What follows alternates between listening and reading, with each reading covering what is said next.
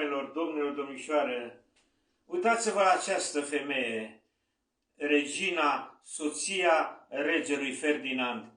Această femeie, prin tenacitatea dumneaei, a făcut România mare. Dăm voie să-i sărut mâna cu stimă. Când s-a terminat primul război mondial, s-a dus la Paris și regele, premierul, când a intrat acolo în sală unde se stabilea cu pacea, de se împărța imperiile, deci după primul război mondial a avut un efect nemaipomenit în toată lumea, pentru că s-au destrămat cele patru mari imperii, care am spus prusac, austro-ungar, țarist și otoman. Și atunci s-au stabilit alte granițe. Ei, când a intrat femeia asta, maestatea sa, regina, zice ăla francez, a venit pantera din Carpați. Și ce răspuns îi dă? Da, și am venit la fratele meu, tigru francez. Și de aici vă dați seama ce discuții a fost acolo. Tot aici am pe Alexandru Vodă-Lăpușneanu. Istoricii știu cine sunt, cine a fost și ce a făcut. Dar eu vreau să vă spun treaba cu violurile din România. Toată ziua, ăla 20 de ani, pe un teren viran, am citit acum o fată de 13 ani de zile. Și pe timpul lui Vodă-Lăpușneanu, mi-a spus profesorul de istorie la liceu la Calafat. El sau de română, nu știu, Ionulescu sau domnul Mitroi, nu? Unul din ei ne-a spus. Că la noi în clasă eram numai băieți la B-ul. La clasele alea era mixt, fete la AU și la CEU era mixt, băieți cu fete. Și nu-și permiteau. Cu noi discutam ca între bărbați. Știți cum a rezolvat Vodă-Lăpușneanu problema cu violurile? Simplu ca bună ziua. Că veneau țăranii la el să ziceau înălțimea ta, văd așa, uite, boierul cu tare mi-a siluit fata, mi-a lăsat-o gravidă și așa, ăla venea multe petiții. Și a dat, domne, un ordin din ăsta, domnesc, și a zis așa, alo, puteți să-l prindeți în Constituție, bă, ca să rezolvați treaba asta, sau în codul penal. Bă, înalți magistrat, bă, ministru de justiție. Uite-vă ce spune omul ăsta cu sute de ani. Știți ce a zis? Acel ce va bate la poarta fecioriei cu mădularul și o va zăci prea aceasta, fără vrerea ei, să-i fie tăiat acel scârban mic de mădular. Credeți că a tăiat vreun mădular? N-a tăiat, mă, nene, la nimeni, mă. De ce? Frica păzește via. Frica păzește via. Câtă inteligență! Tu ai luat virginitatea fetii? Da, cu ce ai luat? Cu mădularul? Și eu ți-am luat virginitatea ta.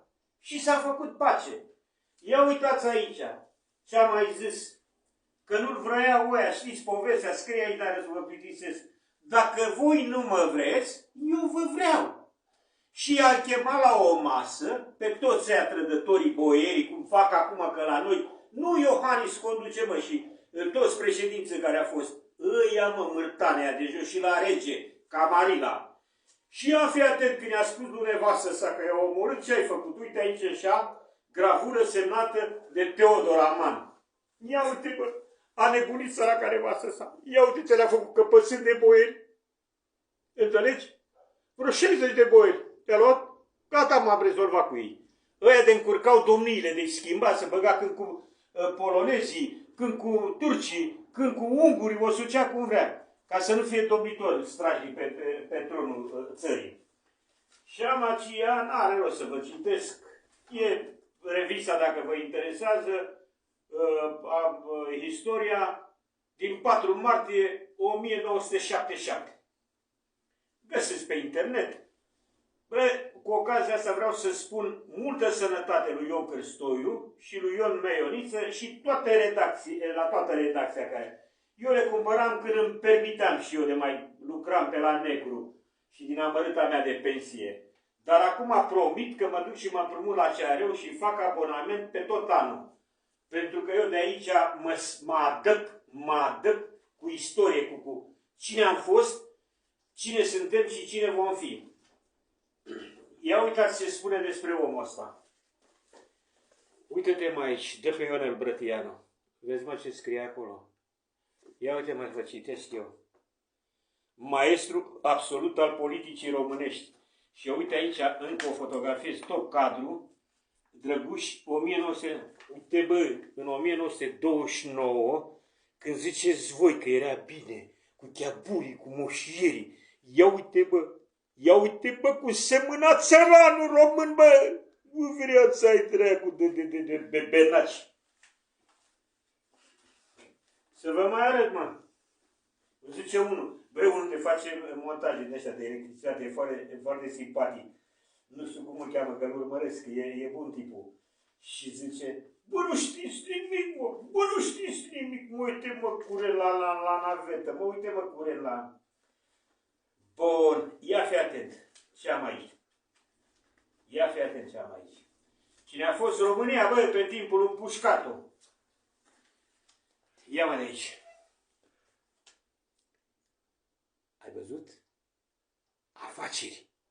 Ceaușescu nu s-a dus, a fost cel mai mare ambasador. Făcea business, mă. Și luam de la ăștia petrol și montam sonde la ei, în Angola. Stai să-ți mai dau. Ia de aici. Ia de aici pentru ciocârlani. Ia de aici, ca să nu mai comentez, să scurtez flyerul. Da? Printați-le, mă. Faceți, mă, captură de ecran, mă. Și arătați, mă, la mărtane ăștia de conduc țara, boii bălță. Ăștia nu știu decât liru, păza crocotilul. Cu atât. Ia mă de aici. Ia mă de aici din Angola, mă. Uite, bă, aici, așa, bă.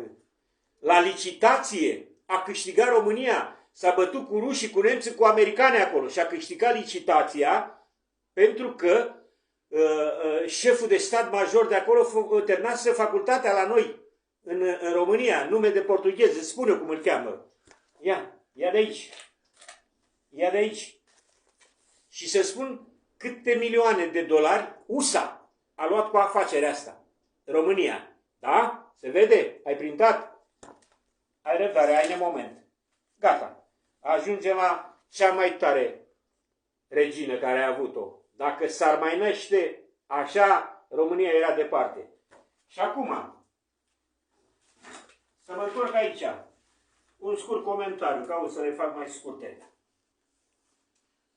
Contract în valoare de 32 de milioane de dolari. În 24 noiembrie 1960, delegația militară angoleză condusă de generalul Ciel da Conceição Cristóvão Gato a revenit în România, cu care ocazie s-a încheiat și contractul de colaborare de cele două țări în valoare de 32 de milioane de dolari SEA.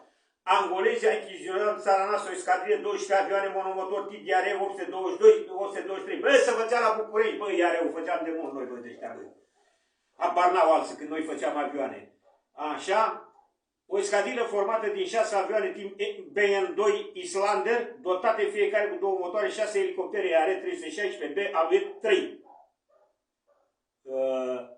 Acest Gato, care mai multe noi, în România, absolvise Institutul de Petrol și Gaze din Ploiești, iar la acel moment era directorul Ministerului Apărării, Aviației și Apărarea Teritoriului. Unde zicem de licitație. Da. Inițial, angolezii zi bine, a apelat la URSS, Portugalia și Elveția, dar condițiile oferite comandantul aviației militare a noastre române au fost mai avantajoase în vederea încheierii un contract de colaborare. Generalul Gato a sprijinit România să câștige licitația pentru că propunerile românești prevedeau un preț mai mic, perioadă de școlarizare mai scurtă, dar cu rezultate bune, aparate de zbor și 3 categorii avioane, monomotoare, bimotoare și elicoptere. Cam prost. Misiunea aeriană Sirius 1980-1982. Ah, 80. Bă, stai, mă, că mi-am notat. Unde e, mă? Aici. Stai, mă, așa, mă. Stai, mă, așa, că să zice că și ăsta este comunist. Unde mi-am notat, mă? Când am dat, de-a scăpat de datoria. Așa, ia. E unul Gigi Drăghici și 226, ăsta are furata lui Ceaușescu. Bă, Gigi Drăghici, bă, băiatule, bă, tu față de Ceaușescu ești o mică euglenă. Iar despre mine pot să-ți dau așa în antiteză, cu plăcuța aia omologată de marele președinte al țării. Bă, așa în antiteză, poți să te scapi, mă, puțin cu plăcuța suedeză pe la vreo 10 cm de freză. Te bagi? Sau dacă nu poți să faci un cleaning urema? Nu te pune că dai de dracului, potorește. Unde e, mă, ăsta? Armstrong ăsta. Uite aici.